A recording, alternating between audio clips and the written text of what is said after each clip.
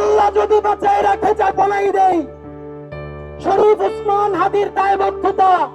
কলম দিয়ে নয়, তিনি ইতিহাস লিখতে চেয়েছিলেন মানুষের জাগ্রত বিবেক দিয়ে। মঞ্চে দাঁড়িয়ে যে কণ্ঠ অবিচারের বিরুদ্ধে ছিল সোচ্চার, সেই কণ্ঠ আজ স্তব্ধ। সেই শরীফ ওসমান হাদিকে হারিয়ে গোটা দেশ আজ শোকাহত।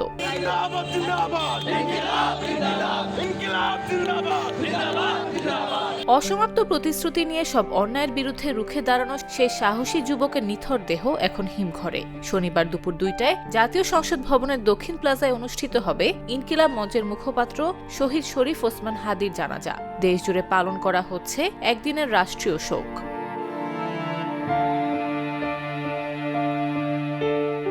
দেশের সব সরকারি, আধা সরকারি, স্বায়ত্তশাসিত প্রতিষ্ঠান, শিক্ষা প্রতিষ্ঠান, সরকারি বেসরকারি ভবন এবং বিদেশে বাংলাদেশ মিশনগুলোতে জাতীয় পতাকা অর্ধনিমিত রাখা হয়েছে। এদিকে শহীদ হাদির জানাজা পড়তে আসা ব্যক্তিদের জন্য কিছু নির্দেশনা অনুসরণ করতে বলেছে অন্তর্বর্তী সরকার। জানাজায় অংশগ্রহণে আগ্রহীদের কোনো প্রকার ব্যাগ বা ভারী বস্তু বহন না করতে অনুরোধ জানানো হয়েছে। সেই সঙ্গে সংসদ ভবন এবং এর আশেপাশের এলাকায় ড্রোন ওড়ানো সম্পূর্ণ নিষিদ্ধ।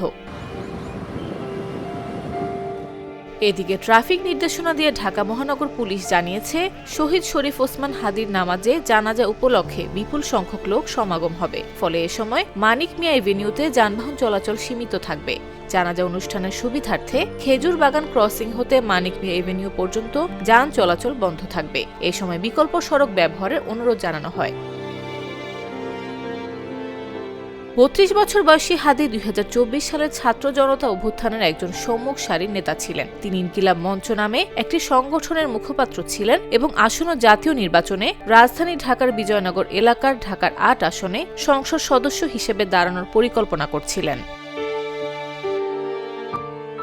গেল ১২ ডিসেম্বর গণসংযোগের জন্য রাজধানীর বিজয়নগর এলাকায় গেলে চলন্ত মোটরসাইকেল থেকে হাদিকে গুলি করা হয়। গুলিটি তার মাথায় লাগে। গুরুতর আহত অবস্থায় তাকে প্রথমে ঢাকা মেডিকেল কলেজ হাসপাতালে নেওয়া হয়। সেখানে অস্ত্রোপচারের পর ঢাকা এভারকেয়ার হাসপাতালে ভর্তি করা হয়। পরে উন্নত চিকিৎসার জন্য এয়ার অ্যাম্বুলেন্সে হাদিকে সিঙ্গাপুর জেনারেল হাসপাতালে নেওয়া হয়। সেখানে ১৮ ডিসেম্বর রাতে চিকিৎসাধীন অবস্থায় হাদি শেষ নিঃশ্বাস ত্যাগ করেন।